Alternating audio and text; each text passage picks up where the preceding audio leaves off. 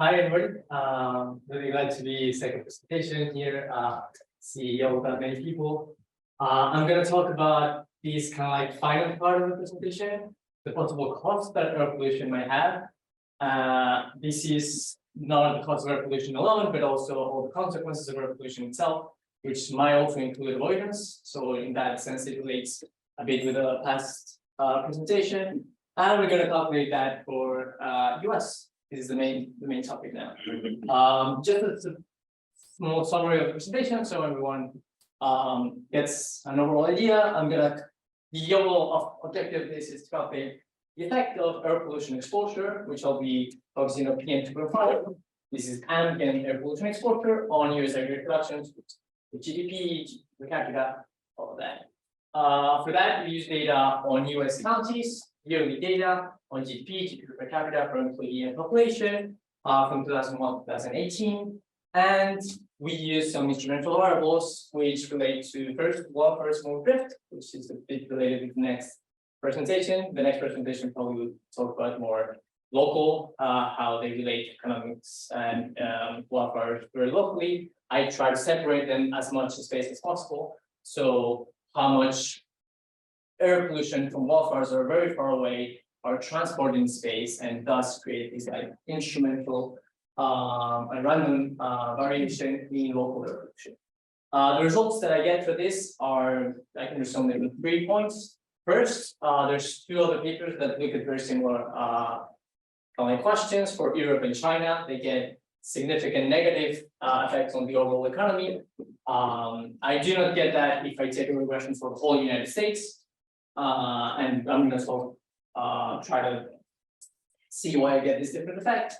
Then I look only at rural counties, and there I do get a significant negative effect, especially when air pollution levels are sufficiently not very low, or sufficiently above a certain threshold, above the median. And then with these negative effects only on rural areas, I compare this negative effect with the costs that are estimated for the US Clean Air Act.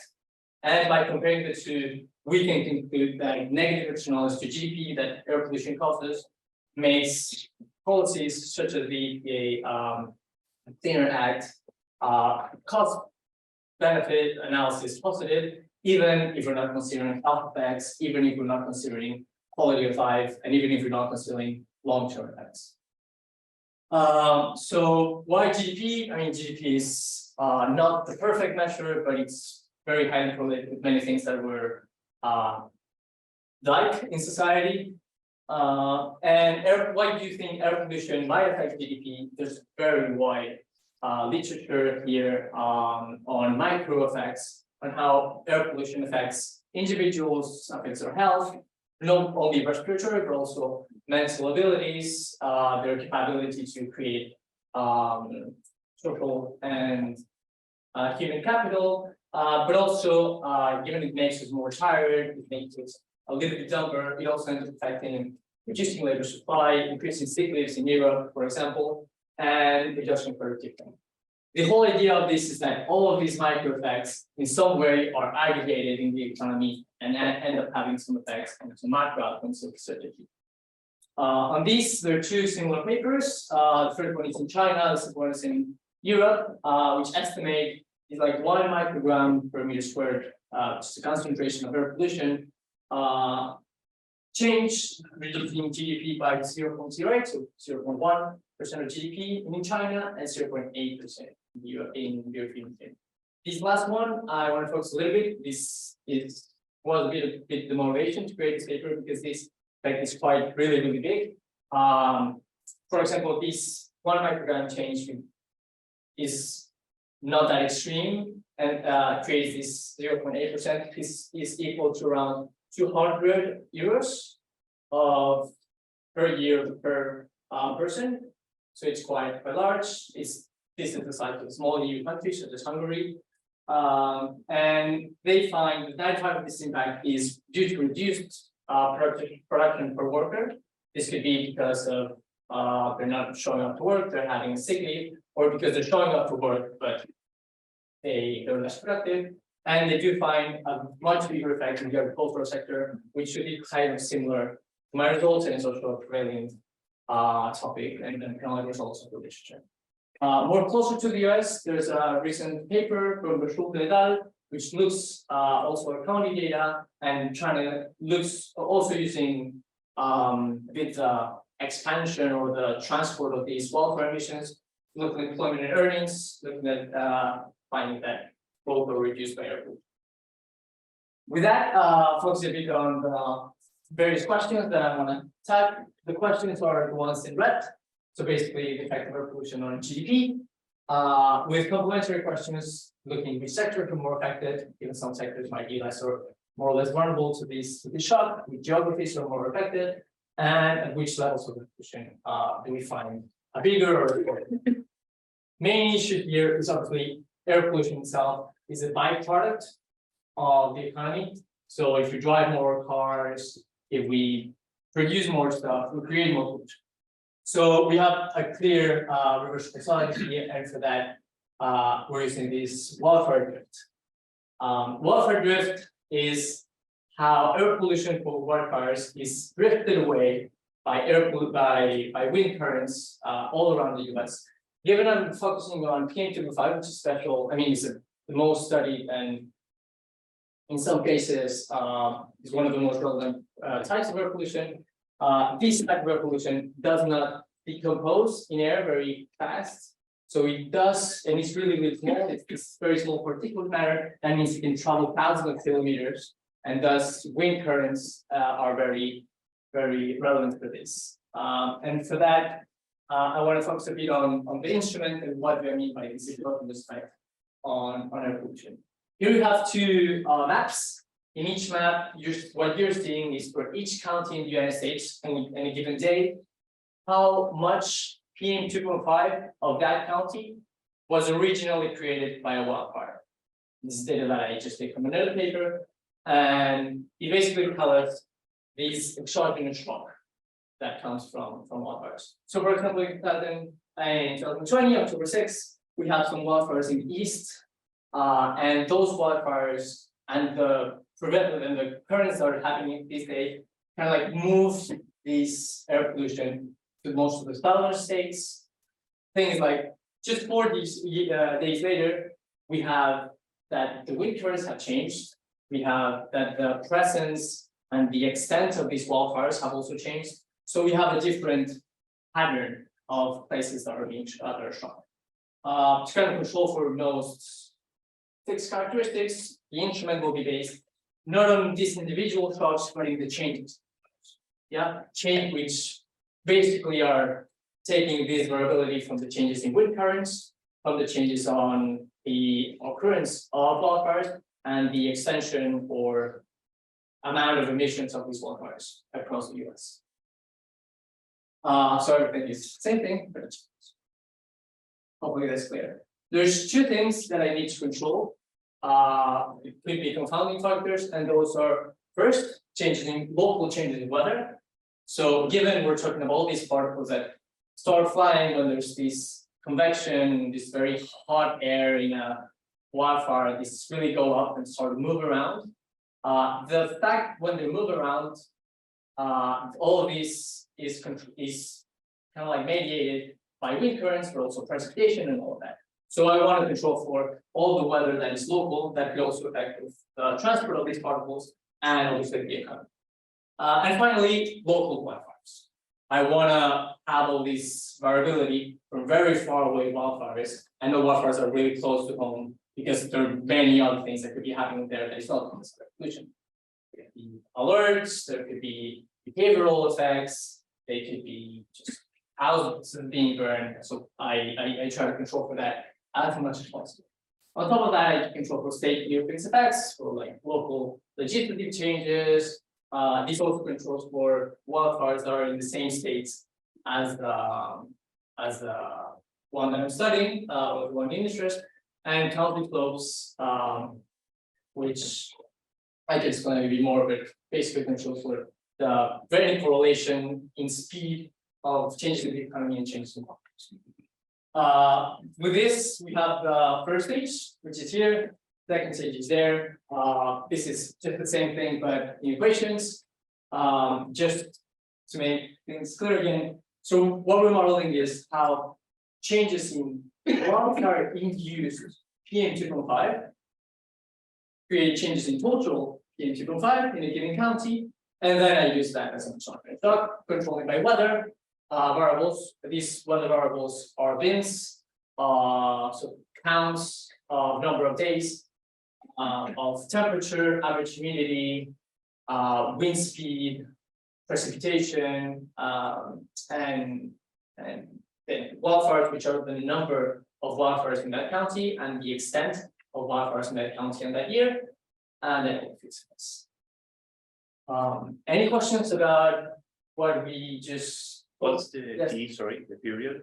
The period it doesn't. So it does change a bit. If I also use thermal inversions as an added instrument that will go to 2001 to 2018, and for wildfires it goes to 2006 to 2018. Yeah.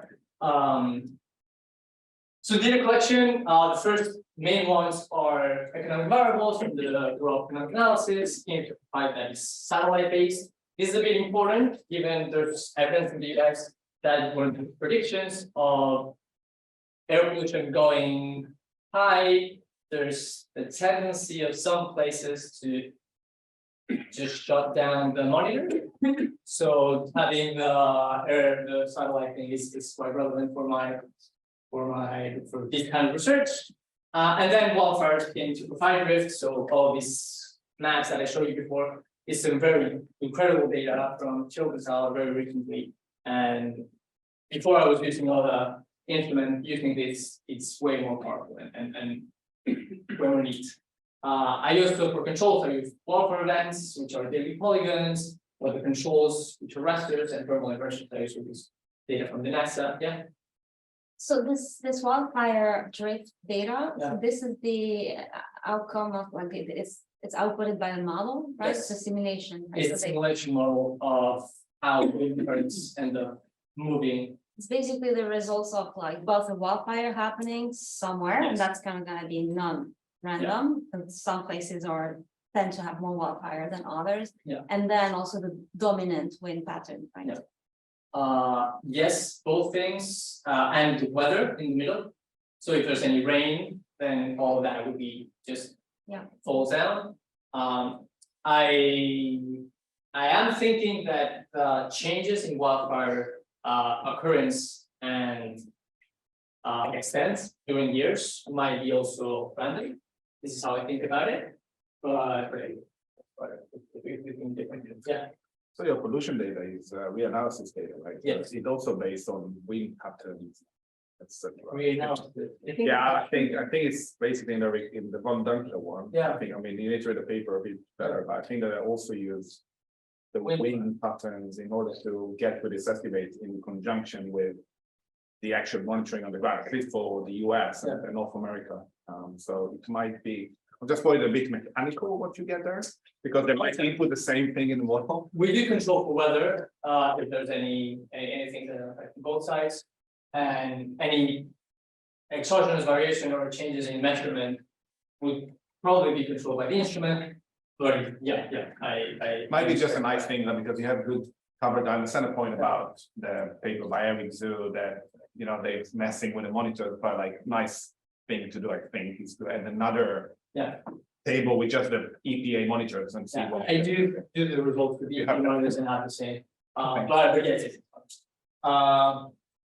and given all of these are with different spatial and temporal dimensions, I do this like aggregate of all the data. This is a bit of a summary. So we want to have all final data, which is yearly and by county. And this is just so everything is clear and transparent, and how I transform all the data to get that. For example, the weather variables start with rasters. I do a weighted by population for every day. And with that, I create a count of pink frequency for that. In pink, we see PM2.5 concentration from ones that we were just talking about. And for that, I create a weighted average to create these ambient air pollution exposure. Same with wildfires and well, thermal inversions. If you have any questions, I'll be there for them. But I'll give you one. Yeah, Sorry, I have a quick question about the outcome. You said it is satellite based. the outcome GDP. Yeah, No, GDP is from the rural analysis. right, okay. Yeah, the only the measurement of PM2.5 concentration total is wildfire based. Because I was thinking about using at least there's I mean, it has pros and cons, right? But the use of nighttime light data as a The use of what? nighttime light data. But the thing is that like you have cloud coverage that, I mean, could be enormous. 100%. And for developed countries, the signal is already there, not that strong. Also, if you're doing not changes between places, but within places, satellites do not have this strong measurement. But yeah, for other places that do not have this data, so it's VA, it's kind of like and to have some ideas on that. But whatever. So with that, we can talk about different variables. Matt, these are PM2.5 levels, average for the city. Just as so you kind of understand more the measurements. The average goes from between 5 and 15 around the US. So now you know more what a change of 1 microgram means. This is GDP levels in the US, and they look kind of like well dispersed if you don't kind of check that all of this is in lots. So basically, when we have counties that are produce 1,000 times more than others and have 1,000 times more population, this is why my regressions are weighted by population or GDP. And then this is kind of like map to show the strength of the instrument and how this is distributed around the US. So what we have is the average absolute change of PM2.5 that comes from wildfires in the US. If that makes sense. Yeah. I'm just wondering, because you exclude wildfires that happen in the same state, right? Yeah, I try to control for that. Yeah, so what does this graph look like if you take that out? Because I'm guessing wildfires in the same state are in this picture. Yeah. Do you know what it looks like? Not sure. It's the way that I take out is not by modifying their model, which will be optimal. And I would love to do that. I do it by adding controls or excluding these countries. So I might be able to create this with that kind of these controls and do this map again. Yes, that's a good idea. I think it's a good idea to do. Anyways, the two conclusions that I want to take out of this is the variation is around a bit less than 0.5 micrograms on average, and that is well distributed all around the US. So it's not, we're not getting variation from specific part of the US, but these like changes in wildfires happen, of wildfire induced emissions happen all around. I mean, a bit less here, but it's not very correlated with other types of yeah. With that, we can go to the results, and for that, I want to start with the main results, which are the ones that are different with the literature. And this is, we can see the first stage, the effect of wildfire-induced PM2.5 on global PM2.5. This is clearly very close to 1, as we expect. And with that, we create the instrument for the other 4 outcomes, from GDP to population. And contrary to the other literature, we find no effect. Oh, maybe go. Makes me feel like there's something. I just need to move. I feel like probably. there's something under there. No, yeah, Oh. either staying here or moving. For the rest of the so even if the standards are really close or a bit smaller than the literature, the other papers that I cited, I do not find any negative effects if I take this overall kind of like regression, even if the F statistics are quite large. For that, I kind of check different specifications to see if there's anything that I'm doing different than other people. For that, I use another instrument, which is winter and summer thermal inversions, as the 2 papers that I cited. I get the same results. Thermal inversions have this funny thing that they only work if you have some emissions, even they kind of like trap air pollution in place, and thus are very insignificant in rural counties. So I try to model this and I get the same effect. And I also use the instrument done by this US paper on employment and hours of work and end up having the same results here.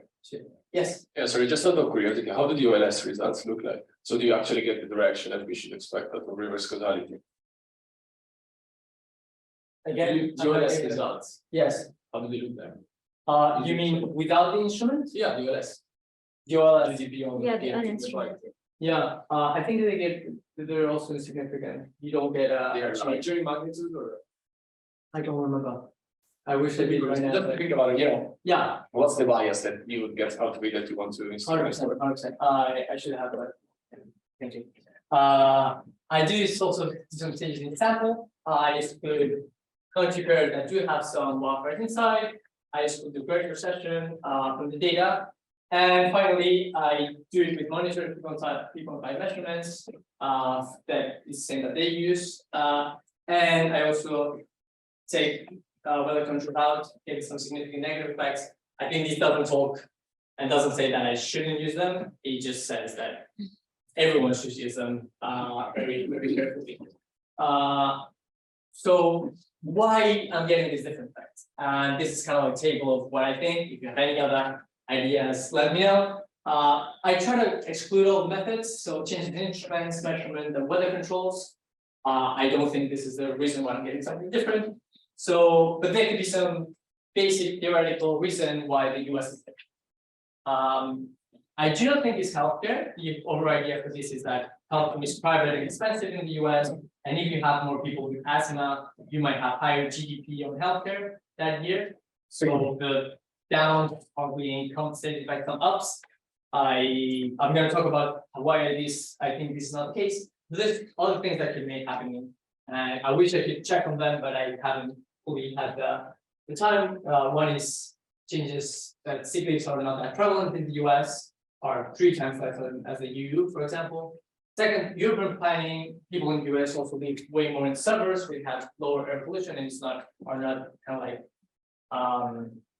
affected that much by the air pollution inside the city. And also the air consumption both in cars and in houses might create a more sharper difference between indoor air pollution that we're not looking at as a very important outcome related to outdoor ambient air pollution. So, are there other papers going to do what you're doing for the US? The other paper that I kind of have been able to found is the one from Schulte et al., which looks at the effect of air pollution on labor outcomes. They have very similar data. The only different they do 2 different things. One, they have quarterly data, and second, instead of yearly. And secondly, well, they have different outcomes. They do find negative effects on employment and earnings all around the US. And when they focus in agricultural and rural outcomes, they don't find a negative effect on agriculture. Nobody's done GDP. No. Or sick leaves or urban So planning. your point is that the US effect on GDP is much smaller than other Yes, places. yes. And these are some possible mechanisms why these make sense. Looking at sector effects, yes. But the other papers are not using your instrument. So Borcult et al, which is this one here, this is the other one in the US. I used their instrument, I found the same results. They also use these small crude polygons, which basically is a bit less exact version of my instrument. So one thing that's in the back of my mind is when I Yeah. saw like the histogram of your instrument, you know, it's very skewed. Yeah. Yeah, and the map showed as well that it's mostly the northwest. I mean, you did say out loud, like, you know, the map looked like all of the US is affected, but what I see is the northwest is affected, like, I'm sorry. But so like, I'm wondering, you know, maybe it is like some states, maybe there's something happening in the northwest. It would be interesting to replicate your analysis, maybe, you know, excluding some of those states. Yeah. Because if some of those values also you were looking at GDP, well, log GDP, but you know, those things are also going to be very skewed.